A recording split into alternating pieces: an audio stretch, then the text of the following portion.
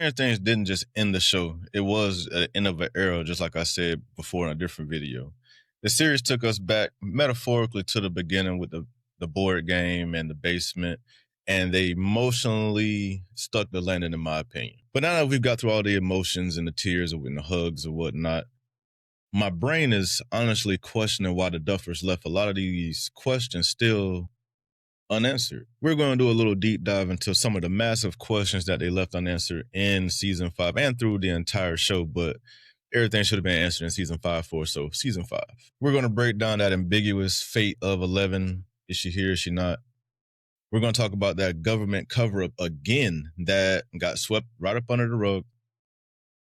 And we're going to talk about some of those blink and you'll miss it Easter eggs that were thrown in there for us to kind of catch. So let's talk about some of the loose ends of Stranger Things 5 and the entire series as a whole. But before we do that, let's just talk quickly about the finale, The Right Side Up, that was basically a feature-length sci-fi war movie.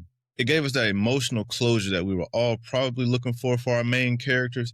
Even though I'm surprised that a lot of our main characters are still around, we did get that closure that we were looking for all of them in some way, shape, or fashion. But it does feel like while doing that, they purposely left some of these questions unanswered for us to either decipher for ourselves, especially with the whole 11 thing, or we know that they're doing a spinoff show, so maybe they're going to answer some of those questions there, so they left them open on purpose. But tell me, did you guys care about the unanswered questions? Did that bother you at all? Or were you kind of happy that everybody got their happy ending and then the chapter was closed and Stranger Things is over? Before I get into the spoilers though, and yes, I am going to ruin the end of the episode for anybody that hasn't seen it at this point, and I'm pretty sure everybody has probably seen it at least once by this point.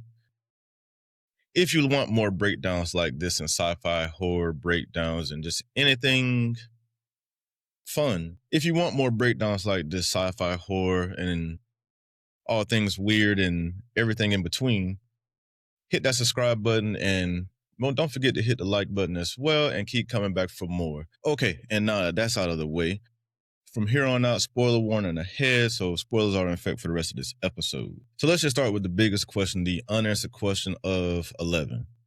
Is she alive, or is she just a figment of Mike's imagination from the story that he told everybody at the end?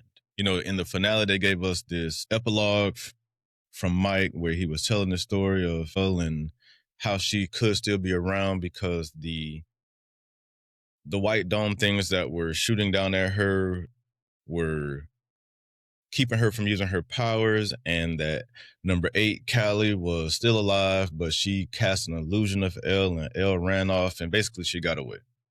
And now she's, in theory, living in Iceland and off by herself, and she's able to live out her life alive in the same present timeline that we haven't seen her in. So is this really just a figment of Mike's imagination, or is this something that actually happened? I do believe that this was left open-ended on purpose. Clearly it was left open-ended on purpose because, why tease us with this? I don't believe Elle's character is coming back at all, but I guess if you wanted to do something 10 years later and bring her character back, maybe they're chasing her again, because I guess you'll be in the news at that point. I guess there's always potential for more there, but that was just left for us to decide and decipher if we just believe Mike and his theory, or maybe he's just dreaming and this is what he hopes is happening, and that she's really dead and she died when the portal closed and she got sucked away. I will say this was done very smartly though, because it does leave it to where there is no right answer. For those who want her to be alive, she can be alive. And for those who think she may have died, then they could think that way as well, because either way the day was saved. So whether she sacrificed herself and that was noble, that's nice, or if she's hiding from the government and everybody else who could hurt her or harm her in life, that's definitely her right as well, after just saving the world. But even if she did survive, like I said, the show basically glosses over all the politics in it, the Dr. K of it, and we know the military views her as a biological weapon of sorts. So the show never really explains how, and maybe it's because it's the 80s, how she can stay hidden with superpowers, but maybe it's because it's the 80s. In the 2000s, probably not going to happen. But in the 80s, maybe it is possible. But I guess that's part of that, what leaves everything open to interpretation, because since she has superpowers and we all know how technology is going to unfold, she'll eventually be looked for at some point. And speaking of Dr. K, let's talk about this government cover-up 2.0. You know, in season 3, we had the mall fire, and that was basically equivalent to an earthquake and a natural disaster, and they swept it under the rug there. But here we are again in season 5, and the government captured everybody at the end, and 11 died or didn't die. But they captured everybody, but then flash forward to 1989. Nobody was arrested. Nothing in between that time frame was really filled in for. So was anybody arrested, or where did the government go? Do they not care anymore? Do they know that there are more portals, or whatever the case may be? So 11 was just one way for them to get there, because they had talks of Russia and stuff like that in the other seasons. So maybe they are just moving on to the next project. But how do you really cover that up, especially this, because unlike the mall incident, this was the entire town of Hawkins. So you got at least a few thousand people, even in a small town, that witnessed the earth split open into an X, and some that stayed behind saw monsters. We did see the government take over the town, and so they put fences around the town. So it's just, where did all of this go? And I guess we can assume that some of this was taken care of on the in-between timeline. But even the animated show that's getting ready to come out, The Tales of 85, isn't going to cover that, because that's covering between seasons 2 and 3. So there's this big gap of time between the 18 months that the kids graduate that we just have no clue what took place, and it's just kind of just brushed over like, oh, none of that mattered. Graduation day, happy ending. I just don't understand how Dr. K, who was basically introduced as a successor to Dr. Brenner, can just simply just disappear after the finale. Well, during the finale, because we have our big climax moment, and then 11 vanishes, flash forward, then she's gone. No mention, no happy ending or bad ending for her. The government's just gone.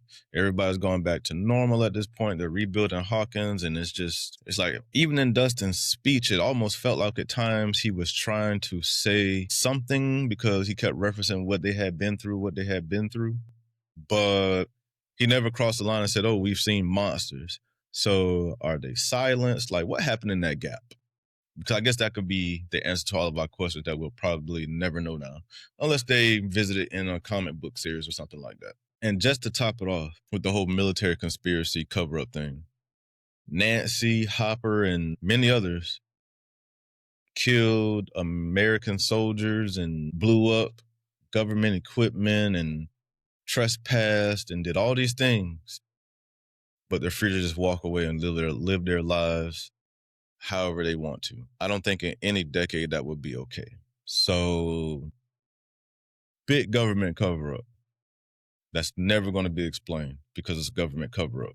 So let's talk this whole dynamic between Henry, Vecna, and the Mind Flayer. Throughout all of the seasons, it was never truly said who was in charge, or who our big bad was, for an easier way to put it. Was it Vecna? Was it Henry? Was it the Mind Flayer? Was it a combination of the three? And even in those scenarios, there's always one that's overall. What happened to the Mind Flayer after Henry and the Mind Flayer Spider died? Did the Mind Flayer die as well? Don't really know. I doubt it, because if the Mind Flayer's dead, how do we explore future seasons? So maybe that question will be answered later. Not sure. But on the Mind Flayer topic, they introduced in that play, The First Shadow, and we saw it in season 5 as well, this black rock. And what was that? Where did it come from? Is that where the Mind Flayer comes from? I mean, is that a part of Dimension X or whatnot? It's not really explained. It's all kind of just left open. And the only thing we really get is that Henry tells us that he chose the Mind Flayer. Okay, you chose it, so I guess you guys walk side by side, but who controls who? Because I guess in my opinion, when we're talking about who controls who, the Black Rock theory would be the Black Rock theory would be it infected Henry, it basically took him over, it consumed him, and the Mind Flayer through that, because it infected his blood, it showed us that it basically took over Henry and started manipulating him, and the Mind Flayer truly controls him, I guess through his blood or whatever the case may be. But it doesn't seem like Henry's in charge. Maybe Henry is still there, but I just don't feel like Henry is in charge. But that's just my theory on the Black Rock, Mind Flayer, Vecna, Henry, and who's really in charge.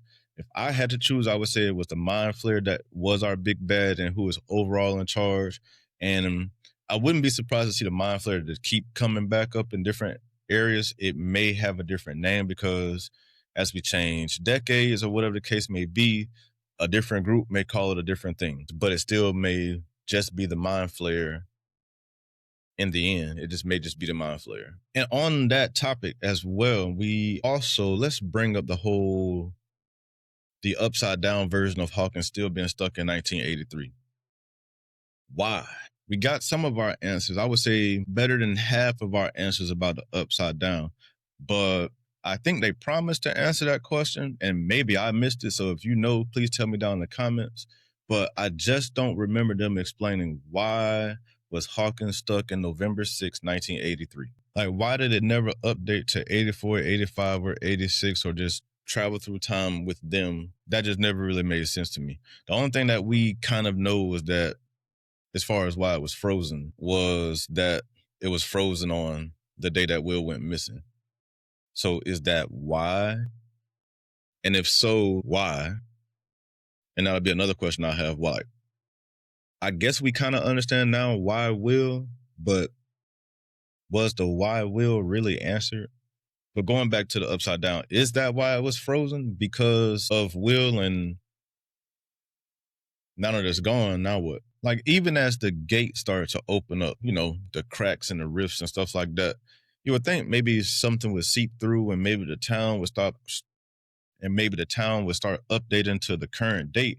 But no, it's still stuck in November 6, 1983. And I just thought it was really convenient for them to just not explain that. Hey, let's explain the wormhole. Let's explain the abyss to a degree. Not really. Let's explore Dimension X, but not really explain it. Maybe it'll come up in different seasons or new seasons. We'll see. But very convenient we're going to leave the upside down at this date. We're going to say we're going to explain it, but then we're not. Or maybe they did and I missed it. So correct me if I'm wrong, and I apologize if I am wrong, but I don't remember hearing why the upside down was stuck in that time frame. So help me with that if you know, please. And to go back to my why Will question. This is the oldest question in the book, and we all know that already. And in my opinion, I think it's still technically unanswered. And this is kind of why I think that. In season 1, the Demogorgon kills Barb, it kills the scientist, I think it kills some hunters or whatever the case may be. But Will was, according to Vecna, and our explanation that we did get, he was chosen. Okay. Why not Mike? Why not Lucas? Because he's weak in mind and all of that stuff like that. Okay. So he's the only weak-minded kid in Hawkins. Why Hawkins? Of all the places that you could have, maybe that's where the lab in 11 is. Okay, so maybe that's why Hawkins. Cool. But why him? You got a town full of kids, and this is the only weak-minded kid. Maybe because it's the only weak-minded kid that was out riding his bicycle home at nighttime. I don't know. It just feels like there should have been a little bit more there. Just a little bit more. Just my opinion. Maybe I'm being selfish. But I just don't think that it was totally answered. But on to the Easter eggs and all the happy stuff. We got the mention of Montauk, and we all know that's where the show was originally supposed to take place, in Montauk, and maybe they didn't want to do that for whatever reason. Being close to a beach would have been too much fun. Or maybe the show would have started seeming like the Outer Banks. Who knows? But the show was originally supposed to be in Montauk, so while I doubt any version of this show takes place in Montauk in the future, because Hopper will be there, and we doubt his character's come back because he's busy at work in Hollywood. That's why the Montauk reference came up. We also saw some references to Ed and the Hellfire Club for Dustin and the original colors and the dice. And then we get the Nightmare on Elm Street kind of plugs with the soldiers being stuck in the walls. If you've seen Nightmare on Elm Street, you remember when the faces were poking through the walls in the hospital. The Young Frankenstein reference with the Frankenstein. But look, despite all these questions that are brought up and created, I'm very satisfied with the way Stranger Things ended. I do believe that after digesting everything and seeing some of the comments and things that people were saying and really just taking it all in and watching it again, that you do have a different appreciation for it. Like one person said that I read their comment, what's scarier than stepping into adulthood and leaving this behind? And what's scarier than that? Stepping into adulthood, stepping into the next chapter of your life that you have no clue what's coming next. While they didn't get these horrific endings that we all thought they were going to get, or at least some of them, I guess they still have to deal with all of this trauma as they go forward in life. And I guess that could be kind of scary as well. But I do want to hear from you. Let me know what you think about all of these unanswered questions and tell me what you think. Please don't forget to like and subscribe and let me know what you think about the way Stranger Things ended for all of us. But let me know what you guys think down in the comments. I will see you next time. Thank you for watching. Bye.